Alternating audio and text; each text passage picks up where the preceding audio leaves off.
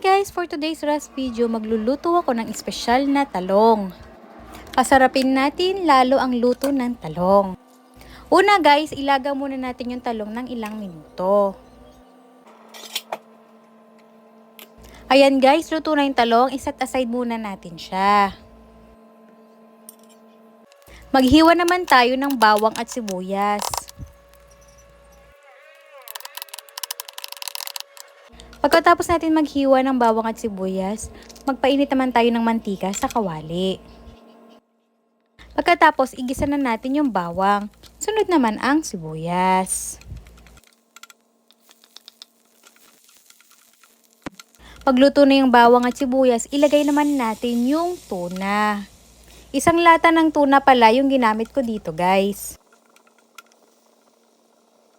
Comment naman kayo guys kung tagasan kayo para alam ko kung saan nakarating tong video ko.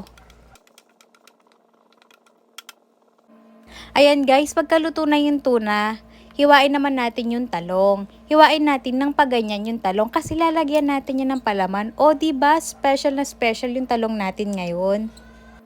Ilagay natin yung naluto nating tuna dyan, yung ginisa nating tuna sa talong.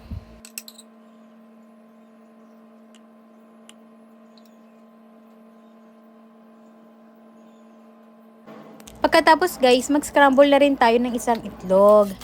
Lagyan lang natin ng pampalasa, konting asin at konting paminta. Mekos-mekos lang natin yan, insan.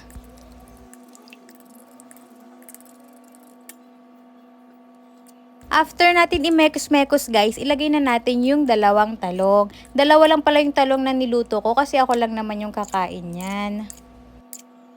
Pero yung tuna na niluto ko guys, sobrang dami pala nun. Kayong bahala kung gusto nyo dagdagan yung talong. After nyan, magpainit ulit tayo ng mantika sa kawali. Tapos, iprito na natin yung talong. O, diba guys? Sobrang dali lang niyang gawin.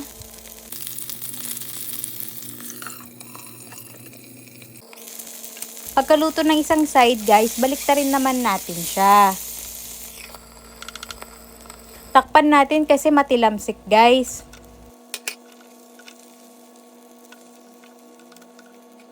Pagkatapos yan, okay na, luto na. O diba, sobrang dali lang gawin guys. Kaya try nyo na rin.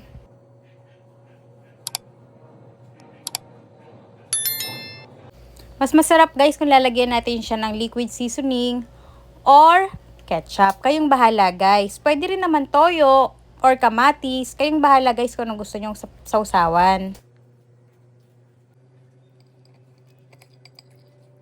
Sobrang sarap niya guys. Promise! At least hindi puro torta. Maiba naman ang luto ng talong. Yun lang. Thank you for watching. Follow for more videos. Bye-bye!